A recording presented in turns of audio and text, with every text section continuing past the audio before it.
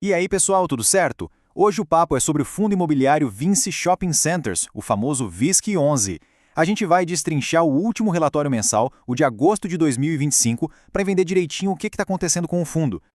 Olha, para organizar a nossa conversa, a gente vai passar por 6 pontos principais. A gente começa com o que todo mundo quer saber primeiro: dividendos. Depois, vamos ver como está a saúde dos shoppings, né, a operação em si. Daí a gente mergulha nos resultados, na dívida, no que o gestor está falando e, no final, a gente amarra tudo num resumão. Fechado? Então bora lá. Vamos começar pelo que mais interessa, né? Dinheiro no bolso. Quanto que o fundo pagou para os cotistas? Então, o valor anunciado em agosto foi de 81 centavos por cota, um número que, como a gente vai ver, tem se mostrado bem consistente. E olha só o gráfico para provar, tá vendo? 81 centavos em junho, 81 em julho e 81 de novo em agosto. Essa estabilidade é música para os ouvidos de quem busca renda, né? Traz aquela previsibilidade. Tá. Mas o que esses 81 centavos representam de verdade? É aí que entra o tal do Dividend Yield, o DY. É uma conta simples. Ele mostra qual o percentual de retorno que o dividendo dá em cima do preço que se pagou pela cota. É uma forma de comparar o rendimento. E falando em preço, olha que interessante essa comparação. No final de agosto, o mercado estava pagando R$ 103,41 pela cota. Só que o valor patrimonial, ou seja, o valor de livro dos ativos do fundo, era de R$ 123,41. Percebe a diferença? Isso leva a gente para esse número aqui, 0,84. Essa é a relação preço sobre valor patrimonial, o famoso P sobre VP. Na prática, isso quer dizer que o fundo está sendo negociado com um baita desconto. É como se a gente estivesse comprando uma nota de R$ 1 por apenas 84 centavos. Ok, já que o fundo parece barato, vamos ver se a operação está rodando bem. Vamos olhar para o coração do negócio, os shoppings. E um detalhe importante, hein?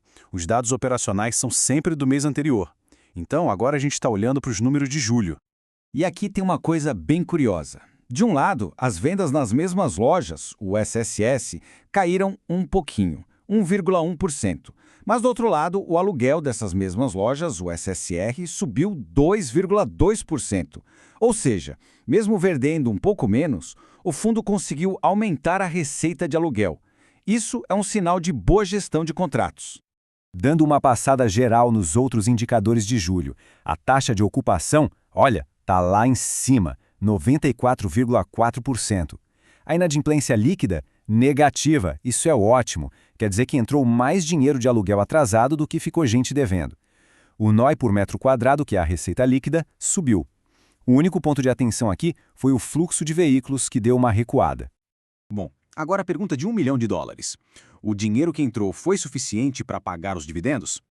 E a resposta, olhando só para o mês de agosto, é não exatamente. O fundo gerou 71 centavos por cota de resultado, mas distribuiu 81. Para manter aquele dividendo estável, ele usou 10 centavos que tinha guardado em caixa, das suas reservas.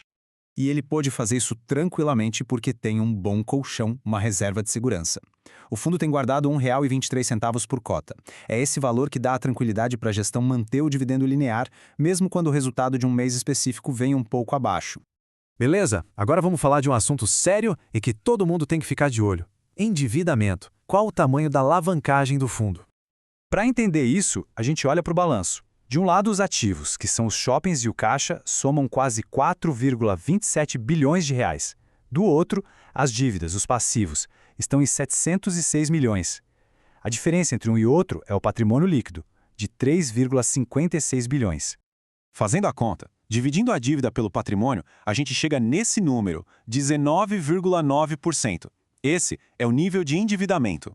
É um número considerado bem saudável para um fundo de tijolo, mostrando que a alavancagem está sob controle. Mas beleza, esses são os números. E o que a própria gestão do fundo está dizendo sobre o momento atual? O que eles destacaram no relatório? O principal destaque, sem dúvida, foi o movimento grande que eles fizeram. O fundo concluiu a compra de mais 25% do shopping Paralela. Com isso, a participação do VISC11 no shopping saltou de pouco mais de 11% para 36%. É uma aposta grande e estratégica nesse ativo. Eles também explicaram aquele número do aluguel das lojas, né? Por que não cresceu mais? Segundo a gestão, a culpa foi dos cinemas. A base de comparação com julho do ano passado era muito alta, porque foi quando estreou um filme de grande sucesso, que foi um fenômeno de bilheteria e lotou os shoppings. Fica difícil bater um recorde desses. Ufa! Bastante informação, né? Então, para fechar, vamos juntar as peças e resumir os pontos principais. O que a gente leva para casa depois de analisar esse relatório? Vamos lá, colocando na balança. Nos pontos positivos a gente tem, sem dúvida, os dividendos estáveis, a inadimplência negativa, a ocupação altíssima e esse movimento estratégico de aumentar a participação no shopping paralela. Já do lado que precisa de atenção, a gente viu aquela queda nas vendas e no fluxo de veículos em julho e o fato de que o resultado do mês, sozinho, não cobriu a distribuição. E tudo isso nos deixa com uma pergunta no ar, né? O fundo acabou de fazer uma aquisição importante e, ao mesmo tempo, o mercado de varejo segue cheio de desafios. A grande questão é, como o Vice Sense 11 vai conseguir equilibrar essa vontade de crescer com a necessidade de continuar entregando bons dividendos? Essa é a história que a gente vai acompanhar nos próximos capítulos.